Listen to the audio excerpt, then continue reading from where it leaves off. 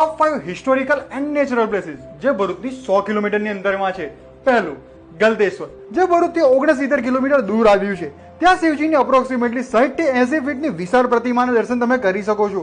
અને આ પ્રતિમાની પાછળ સ્વિમિંગ પુલ પણ છે, જ્યાં આગળ તમે ફ્રેન્ડ્સ અને ફેમિલી સાથે મજા માણી શકો છો. બીજું, કબીરવડ, જે ભરૂચથી ફક્ત 14 કિલોમીટર દૂર છે અને આ નર્મદા નદીના કિનારે આવ્યું છે. ત્યાં આગળ 3.5 એકરમાં ફેલાયેલું એક વડના વૃક્ષની 3000 થી વધુ રૂટ્સ છે અને આ પ્લેસ 550 વર્ષ જૂની છે.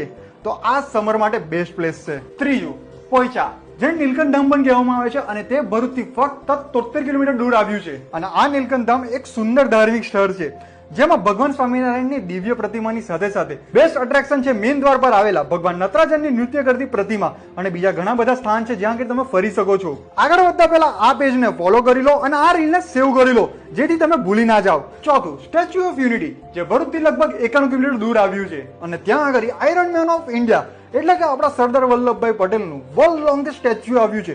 સાથે સાથે જંગલ safari, glow garden, river rafting, maze garden અને બીજી ઘણી એવી બધી પ્લેસીસ છે જ્યાં આગળ તમે મજા કરી શકો છો. પાંચમું, કોટના, જે ભરૂચથી લગભગ 97 કિલોમીટર દૂર એક નદી કિનારો છે, જ્યાં આગળ તમે બોટિંગ કરી શકો છો અને નાહી શકો છો. અને મેઇન વાત એ છે કે આ પ્લેસ ઘણી અંડરરેટેડ છે. તો આવા જ કોન્ટેન્ટ માટે ફોલો કરો incredible Bharuch as well as incredible અંકલેશ્વરને.